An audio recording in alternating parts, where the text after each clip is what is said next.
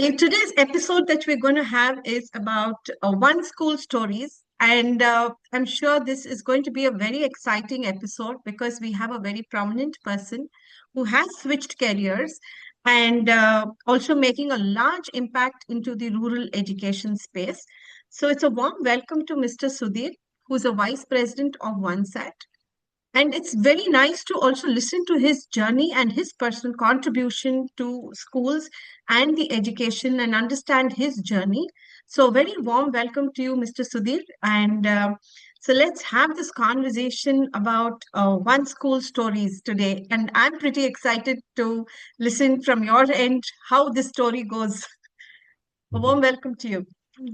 Thank you, Dr. Shanti, for giving me this opportunity to have this conversation. Allowed to share my experience and also what we do at one school at a time, OSAT. And happy to be here and happy to Thank have this you. conversation. Thank you. So, Sudhir, you have actually moved out for, you've been totally, you started your career from technology and you have been actually contributing a more IIT Kanpur. And, I think you had couple of a long stint in the IT sector, right? So, what was that single point that made you switch from there to education and start working towards this sector as well? Mhm. Yeah. So, all in all, actually, I graduated from NITK Surathkal. And I did my master's in IIT Kanpur. And of course, I had careers both in United States. I lived in US for 10 years Okay. and then came back to India. Yes, I've been majority of my life has been in the IT sector, working with global companies like 3M, Thomson Reuters, done various different roles. Um, but there was a certain point in time, maybe 8 or 10 years back, when it really kind of piqued my conscience, saying that what exactly am I doing? Who is the end benefit? Is this what I want to do in life? Is there some other alternate thing that I could pursue? After all, it is one life, right? So, and is there something I Uh, can learn and contribute more, right?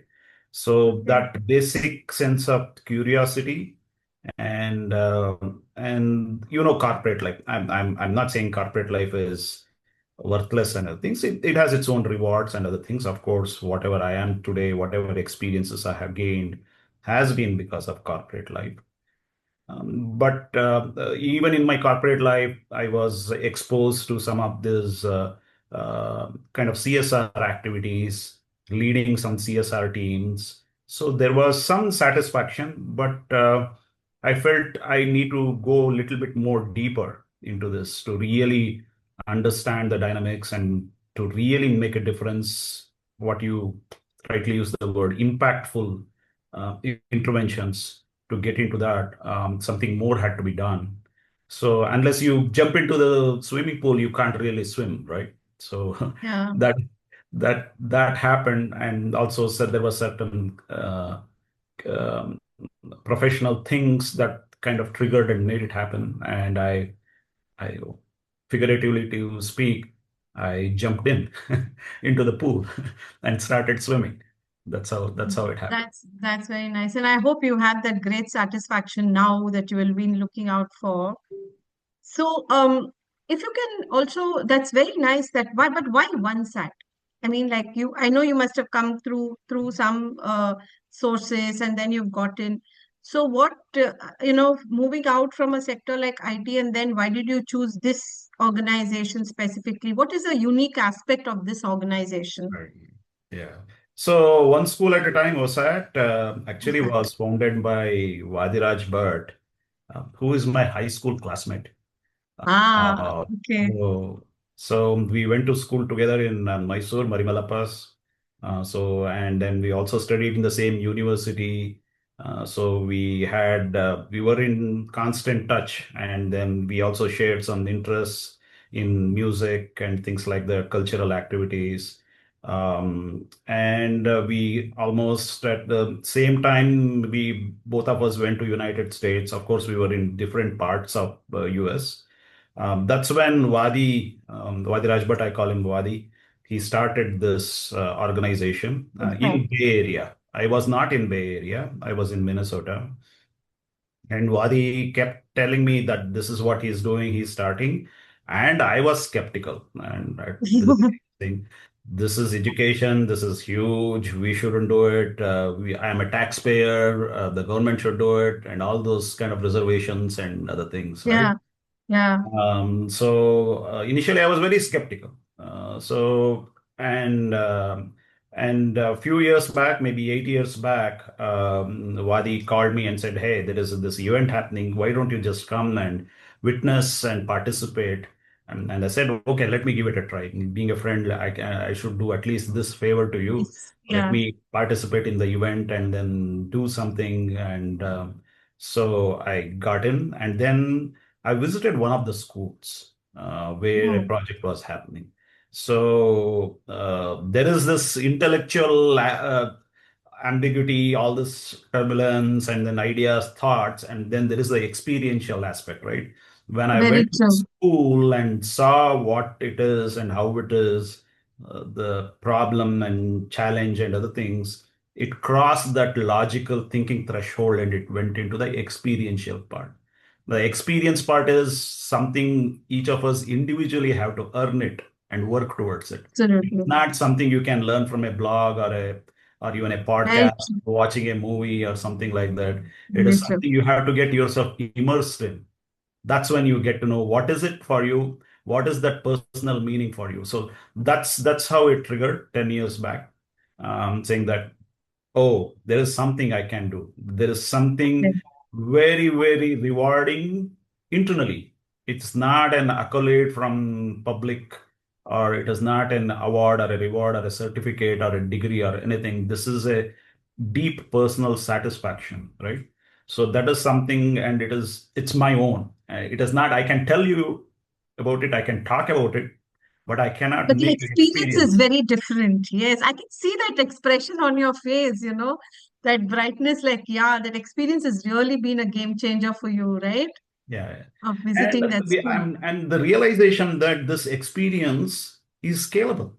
You can involve, you can build it as an organization, and you can have, there are a lot of like-minded interested parties who want to contribute and be part of this journey. It is not your own battle or Yeah, journey, yeah. struggle. This is something which can be replicated, which can be scaled, and there are, like me, there are multiple people. I'm not the only guy running one school at a time, right? There are lots of professionals in our organization who is part of this journey and able to contribute and make a difference. And at the end of the day, uh, instead of sitting and complaining about all things and all challenges, at Happening. least you have the satisfaction that I have tried it, I have done Tried something, something. right? Very nice. So your answer actually sets the context for me for the next question as to like, see, because I'm sure OSAT will have a lot of volunteer people, a lot of partnerships, as you said, even partnerships with the government as well. Otherwise, being doing something like this, the kind of work that you all are doing, is not possible. So can you just give us why that is like one school at a time, and how do you bring in partnerships from varied things, and how does the structure of OSAT work? Sorry. Sure, sure. You're absolutely right. This is not something a single organization, let alone a single individual being able to do. After all said and done, the education space is owned by the state. Public Yeah. education is owned by the state. Okay. You have to work with the state government. There is no going around it. You need to partner, and rather than treating the state as an adversary, you need to figure out opportunities how to collaborate and understand their challenges, their issues, because it's a huge machinery. The Yeah. education is something very central for our whatever we think of GDP or growth or next generation and whatever we need to do, especially primary education. I'm not talking about higher education. I'm talking about foundational primary education is very, very central and core to it. So definitely you need to partner with state government. We also partner with lots of other NGOs, vendors, private entities, engineering firms, construction partners, contractors, and of course, uh, OSAT one school at a time. When we started, it was a 100% volunteer driven Oh, initiative many years back. okay. Not anymore. In the past 2 to 3 years, we realized to be able to really scale and to have a efficient operational model, you need to have a staffed approach as well. So now it is a combination of a staffed setup plus our volunteer core. Yeah. Till 2 years back, we didn't even have an office. Uh, Ah, so, so the OSAT has a history of 20 plus years. Our back office started only 2 years back. And oh, and then I also switched from being a 100% volunteer.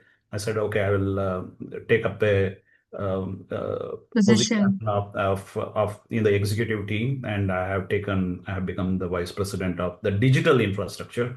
Of course, one school at a time, we do two things mainly. One is the physical infrastructure, construction of classrooms, toilets, kitchens, and then the other part is the digital infrastructure, which is what I lead. And of course, we operate in only in rural areas. You will not find a OSAT intervention in Bangalore or Thank Mysore. you. And Yes, our qualification requirement is it has to be tier three and beyond, not even tier two. And that's what we have been doing. So yeah, and we have partnered with for example, in Gujarat, we are working with IIT Gandhinagar's community engagement program. oh, In Andhra Pradesh, I'm talking about just about the digital part. We are collaborating with an entity called RASS, Rayalaseema Seva Samiti, or it is also called Rashtriya Seva Samiti in Tirupati. And similarly, we identify partners to collaborate with, be it in Tamil Nadu, Uttar Pradesh, and wherever we work, we find local partners to partner. very nice, very nice. See, that's the thing. Like, see, you so openly, you're just having. It's not so easy that you could build it overnight. So the way how the organization, as you said, we've set up the office 2 years back, and that setting up itself would have taken a lot of planning. And you moving from volunteering to, you also would have had a lot of personal challenges as well. Sometimes you would have also felt, why am I here? I mean, what am I trying to do from what I was to where I am today? I mean, sometimes all entrepreneurs or people who are in the core team always go through that journey, and it's not easy. That consistent today, what you will have built OSAT is because of the consistency that you all have, the vision that you all have built in. So I highly appreciate that kind of work that you are involved in. And see here also a very beautiful thing that you have chosen your path, because you're from the technical thing, you said digital, right? So you're not trying to explore something totally or deviated from what you are doing. And that's the expertise. I think it'll give an insight to people who are listening to us to say, like, how you could contribute your strengths, Right, right? So that to take it forward. What is like, because being a volunteer, now you've taken up a role which is much more serious and, trying to work on the, you're into the core team. So there is dedicated time and outcomes that you're looking at. right, From volunteering is totally different. Like you may could just step back sometimes and say it's okay, but now you want the business to grow, and it needs to think like a for-profit organization, though it's a not-profit. So how do you see it moving forward, and seeing it maybe another 2 years down the line? How do right. you think that the team could make an impact and grow? Right, right. So yeah, you hit it right on the nail on the head. Though this is non-profit, it's not for profit, not personal gain or financial gains or whatever. We are operating in a space of corporate social responsibility companies because OSAT one school at a time doesn't have a huge corpus where we have inherited somebody gave say 100 crores of money and say run this make it happen, right? Yeah, It is all done bootstrap. right? And it Ah, is all running without any government money. It is running solely on CSR, corporate social responsibility contributions, as well as high net worth individual contributions from United States. So these okay. are the only two sources of money that is coming. So when you are dealing with people who are highly successful professionals and corporate heads, you need to operate like a corporate company, corporate entity. There needs to be transparency, there needs to be accountability, there needs to be a project plan, clearly identified deliverables, and a cadence of making it happen, and periodic Yeah, reports, audit reports, and all those things. It needs to run like an engine, and a very reliable engine for it yeah. to be able to be sustained. So definitely in my experience in corporate, and not just mine, whoever other leadership inside one school at a time as well, we intentionally structured it to run like a corporate, like a private Yes. entity, but not for profit, right? So when you talk about ESG goals, right, in the global parlance, sustainability and scalability are things that Two anybody needs. things. Yes. So you cannot reach sustain. These are big words, sustainability and scalability. No, but now it's no more because if you want to sustain, you'll really have to plan those things, right? Yeah, yeah. So, Yeah. Yeah. So unless you can structure it with processes, tools, practices which are repeatable and translatable, and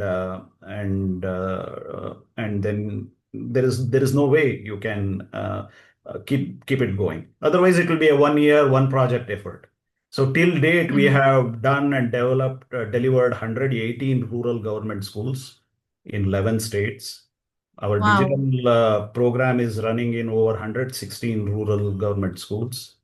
And amazing. we plan to take it up, and then our goal is to reach 1 million kids by 2030. So if you Wow, have that kind of goal, that the focus and the energies and the resources and the structure, everything needs to be aligned. It cannot be just absolutely. wishful thinking, right? Absolutely.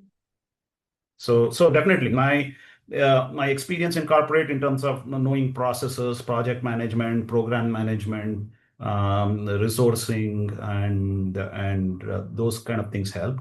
And actually, the most important thing that happened is COVID.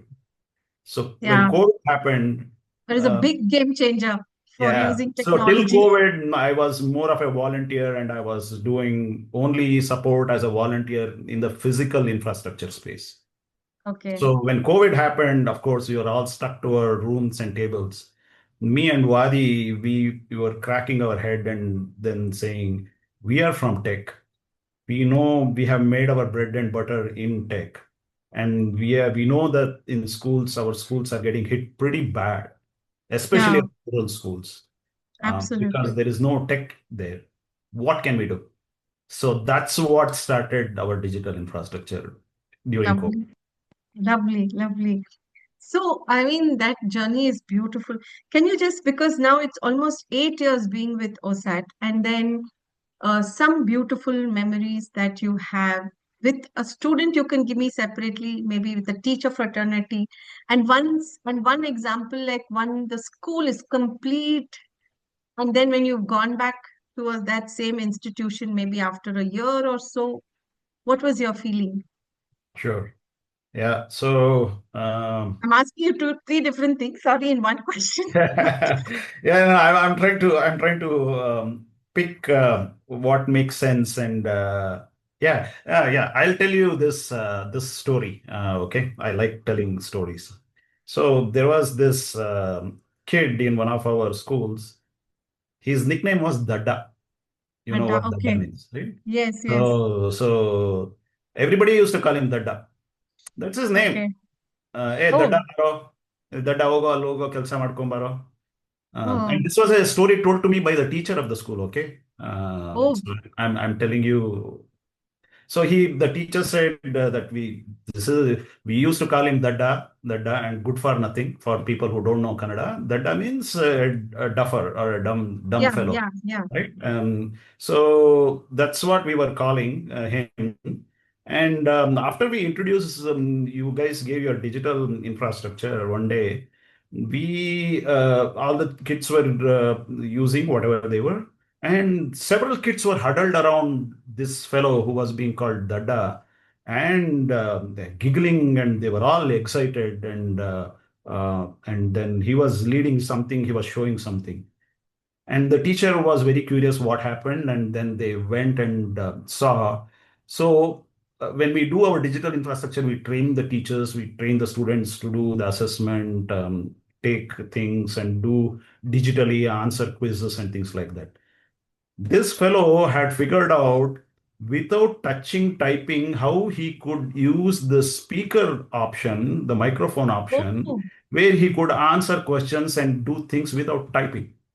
wow. We hadn't taught that. He Okay, had figured it out and he's demoing it to the whole class. And the lovely. teacher was so surprised, and she regretted that we had given him this name, but actually he has a different skill and ability, not the way we think and we ask him, but he has other abilities. So it's an eye opener, and I felt very, very sorry for calling him and the whole school calling him, where there are other innate skills and abilities within children which our traditional way of teaching doesn't help them expose them. Thank you for bringing this out because there are a lot of children with learning difficulties, Yes. and technology has become a big game changer for them using, technology per se. And this also gives insight about how children are different and to work on their strengths rather than just naming them and bringing down their. Naming and shaming. Yes, yes, yes. And that becomes a large impact throughout their life, which none of us realize that. Right. So that's a So beautiful we call example. about digital natives, right? All our young Yes, generation and other things. Believe me or not, our rural kids are also digital natives. yes, yes. They They are, have the skills. Nobody has to yes, teach this. They have it, yes, right? they So have it. what is it that we can do to enable them to harness that and make Yes. them part of this digital journey? Of course, there is a huge debate, too much of app dependence and other things. Is it bad? Is it good? How much is right? How much is wrong? Steve Jobs and Bill Gates themselves did not allow their kids to Kids have to use this time. It's a huge debate kind of thing. But not giving them access at completely is also bad. is also bad.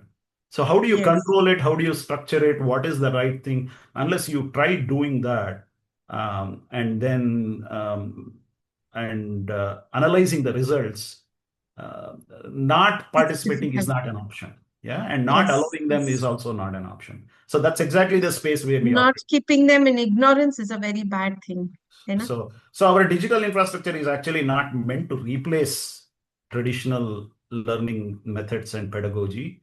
Ah, It's trying to make it hybrid, right? You use very nice. your traditional skills of teaching and learning, and you know Bloom's taxonomy about how Yeah, to, right? yeah. What are the attributes of education? What truly education means?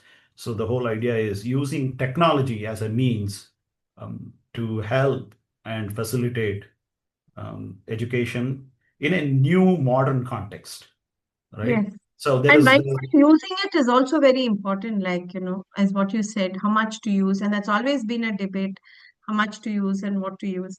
There's also like, have you ever visited the school which you have already set up and what has been your, that kind of experience that you have, wow, we built this classroom and see the way it's operating right, right. and Yeah, yeah. So I'm a very hands-on kind of guy, and also my team members. So we just don't sit in the office. We make it a rule to visit every school, or at least every month, every week. One or the other school needs to be visited. Of course, since I spend more of the time strategizing, unfortunately I don't get the opportunity to be on the field every day. So we do visit schools to because that's part of the learning. You need to capture the Yes, feedback, yes, what worked, yes, what did not work, yes, yes. right? This is all not something already documented, and there is no one standard format. And also, what is applicable in one school may not work in another school, Applicable. right? Yes, very true. So there are quite a few schools in Kolar. So there is Malur Girls School.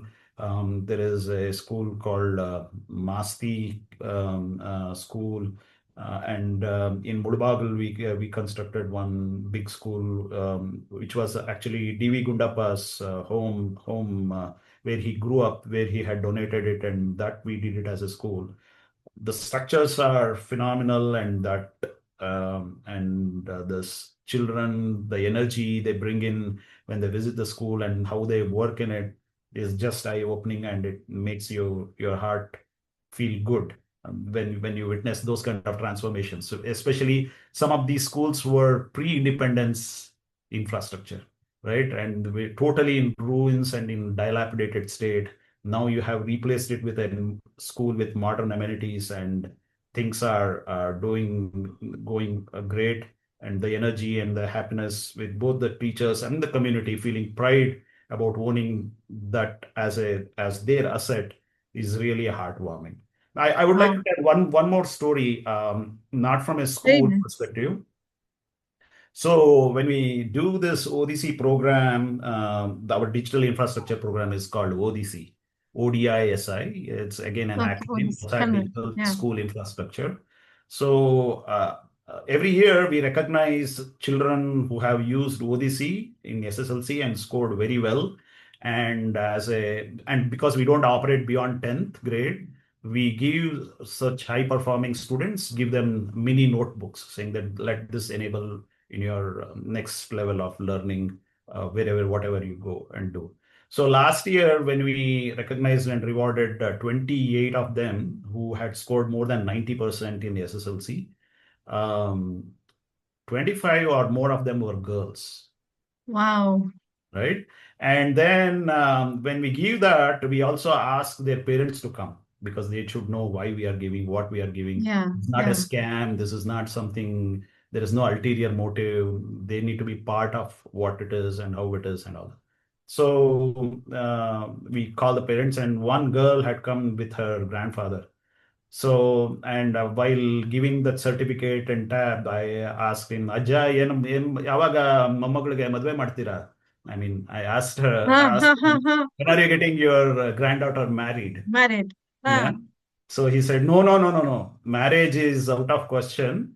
I'm going to let her study studying. till she wants to study. And Wow. marriage and wedding is not going to be a priority. That's what he said. This is a Beautiful. Cha grandfather who is unpad, who hasn't gone to school, right?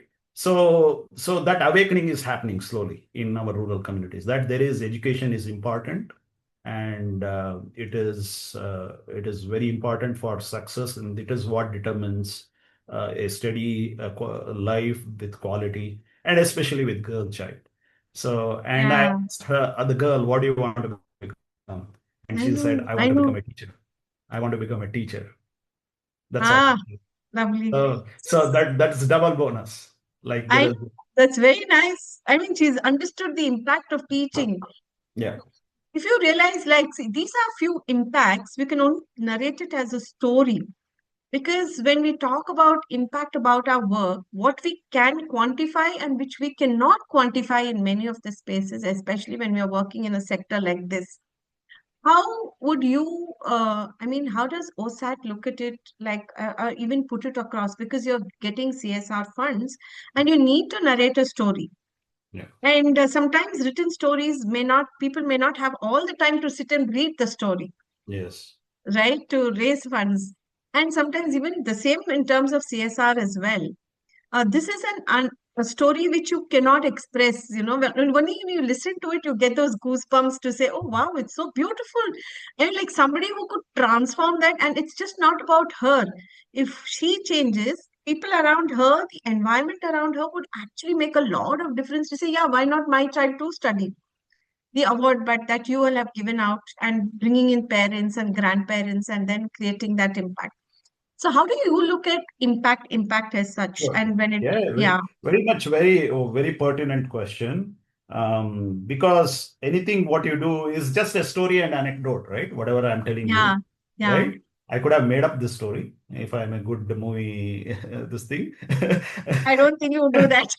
No, no, I mean, I'm saying naysayers could always say that, right? Yeah, So yeah, anything what we absolutely. do needs to be backed by data, Yeah. right? So what we do is there is certainly as part of ODC as a program, what we do as part of it is continuous collection of data. How much are these devices being used? How many students Ah, are enrolled? What is their utilization rate of all the devices that we have given? What are the learning outcomes, not at individual level, but at bulk level? well, Is their learning progress or not? Is it happening or not? So, and all this we do not through manual data entry. Here is where my IT technology skills come into help. We do wow, it through automation and something called as APIs. Not a wow. single data is entered by the teacher or student saying that after you do this every day, you should enter this in the logbook. No. All Huh. this information is captured directly from the devices, from the LMSs, without manual data entry. Everything is consumed on the cloud, and there are data analytics being reported. And that's the basis how we assess and keep track of the program, whether it is running well, not well, whether there is an individual school which is lagging behind. Are there teachers who are doing exemplary work? Are there Or teachers not. who are taking the back seat and then not doing it? All these things we can do that analysis through this monitoring and centralized capture of data, and we open up the data to the teachers, the headmasters, the block education officers, and the education department, and saying this is your data. You can Hmm. take look at this and then Make changes. make changes and then use it. uh, of course, Okay. and again, you need to ensure data privacy and other things. You can't just expose it to I everywhere, know, I know, I right? know. Because this is about the children's data, teachers' data. It's uh, you need to avoid you need to exercise due caution when doing all these things. So that's exactly how I bring my IT skills into the play Lovely, and utilize it. lovely, lovely. So this is actually, also setting to say that, okay, you back up with the data and then which is opened up. And this also opens up avenue for training Absolutely. if teachers are not using it. And does OSAT also involve into training? Or do you all also involve into training? Yeah, yeah. When we give digital infrastructure, especially, many of the teachers wouldn't have even touched a laptop.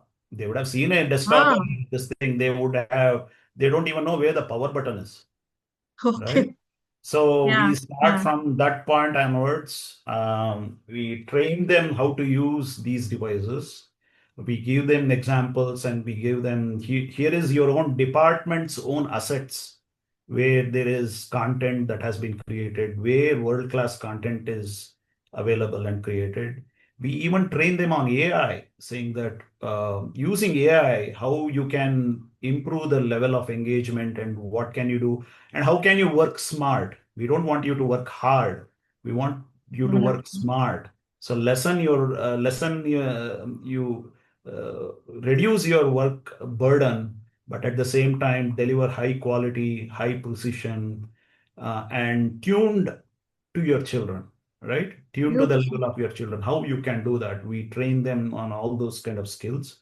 We don't do content and lessons are isn't our focus because the syllabus, curriculum, what to teach, this is all state subjects, right? And Yeah. state itself has developed enough content libraries and other things. Why to replicate?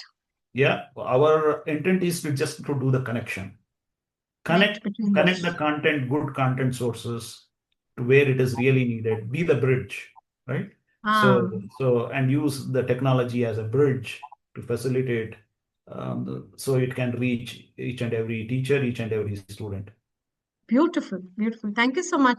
Just to sum up the kind of work that and the journey that you have done through, like, from a technology, from moving into OSAT because you knew a person completely, and the trust that you put in, and the story that you narrated about the boy and the teacher, like, how it is, and then about the schools that you opened up in KJF and the Scholar, and where how beautiful it is when you go back to the school and revisit it to the data analytics that y'all are doing is a phenomenal journey from where to where things have just transformed and what a thought process it would have been. And I wish, that we could do more. And I wish that you, whatever dreams that can impact more of children and the very honesty, I mean, the kind of dream that y'all are having, the audience dream that y'all are having for the 2030 is about touching 1 million kids, right? Yeah. Yes, and that's very important actually in the current scenario. So what would be the kind of people who are working in the education sector? What's the kind of message that you would like to leave them upon, whoever is like, be it a teacher or be it a student? I mean, since you have touched base with everything. Right, right. So I So think we are fortunate to be at the crossroads right now, right? In terms of access, technology, the advent of AI, and all that stuff. Of course, year after year, there is NEP and SEP and all those things that are being talked, debated about the policy level, and those things are going to continue to happen. But I think to be, and then we also talk about India as a country, the demographic dividend and all other aspects. yeah, yeah, But I think, especially policymakers and people in education, truly need to put their thoughts and those thoughts into action. I mean, these are my personal opinion. Please don't think I don't want to put no, this in it's the okay book. because Yeah, you've been into the sector, and it's yeah, very important to give out our opinions to feel maybe that opinion would actually think make another person think about it. yeah. It's nothing that is nothing called right and wrong because it's Right. all our beliefs and our experiences. Yeah. So in that context, I would like to ask any person who thinks themselves as an educator or working in an education contribution to reimagine what education needs to be. Because, Yeah, for example, not for example, that's the way things are in our all our states, most of all across India. Our education and the standard metrics of measurement of education is a 10th pass, right? How much, what is our pass rate and what is whatever we are doing in terms of how many students passed and how many students scored more than 90% and other things is what we kind of think as the standard benchmarks of our primary education, primary or secondary education level. But I have a contrarian view. All our education system and whatever we are doing is testing only one aspect of education, memorization. All our exams, all our patterns of learning, and even certification or whatever we do is testing only one thing, memorization. As yeah, mentioned, Bloom's taxonomy for a more modern generation, and if we have to really reap demographic dividend as we speak and may take India to the next century and as a developed nation, at our rural schools, each and every student needs to develop analytical skills, comprehension skills, critical thinking skills, right? And there is a whole host of absolutely. other activities and other skills they need to acquire. Yeah, So we can't expect every child to become a doctor and an engineer. That's not going to happen. And even true. doctors and engineers, their jobs are being threatened by AI, right? So the question is, if I have a rural kid, right, and his traditional skills have been with agriculture, how do we use modern day skills and modern day things for him to become a better agriculturist or an animal Absolutely. husbandry person or a Very true. sericulture person or handicraft or whatever he does, whatever pottery or whatever he does, how can he take it to the next level and become Next part of step. the global economy, right? What does he Yes. have the basic necessary skills in finance? Does he think, and he has the ability to communicate, market things, right? Yes, yes, And become an entrepreneur, right? absolutely. You So nailed that it. is when our villages will develop. That's how we will have a empowered Bharat. Not by making all, if I make all my Kolar villages like Bangalore, they will inherit the same mess of the Bangalore traffic, environment, pollution, and all that. True. So Yes, you need to actually use the local strength. yes, That's what is it, and transform that local strength and see what technology could. You aptly said it. It's very important. Many people were, even graduates who move in, like, from the rural to Bangalore, and then they say, "Ma'am, I just want to get a job because I go as a professor. I just want to get a job somewhere in Bangalore." But I always tell them, why don't you go back, use these skills to what you can improvise that space. That is what is holistic education. Like, and you are an apt example for it. Technology, and today it's touching many lives. yes, thank you. So that's my thinking. That's my message. Of course, I wish, though my father was a teacher himself, the time and age when I completed my PUC and other things, the values and the direction was different. It is like either you want to succeed in life, become an engineer or a doctor. Those were Yeah, the only yeah. two options for me. Yes, So yes. I really wish I had gone, if I had the same insight and outlook, probably I would have spent more time in the education sector, learning and doing research in education. But hey, that's how the dice turned. That's how what it's fun for me, and this is where I am. And I'm quite sure there are new ways of thinking what education needs to be, and there are lots of opportunities for people, especially the young generation, to who are taking up and making their bones in whatever career chosen. So I think that's the way to think how we can Thank you, empower. Sudhir. Thank you so much. It's a wonderful conversation from where to where we moved. And I wish you also all the very best in the kind of dreams that you're having from us, to make it work well for you. And I'm sure the audience will enjoy this conversation as well. Thanks a lot. Thank you so much. It was a pleasure talking to you, and definitely look for a means of through your channel. I would like to call for action is reach out, see where we can collaborate, and of course with you, Dr. Shanti, appreciate the Thanks a lot. opportunity and look forward to collaborating this in whatever way. And Thank you. Thank you. Let's do it. thank you so much. Take care. Bye. Thanks a lot.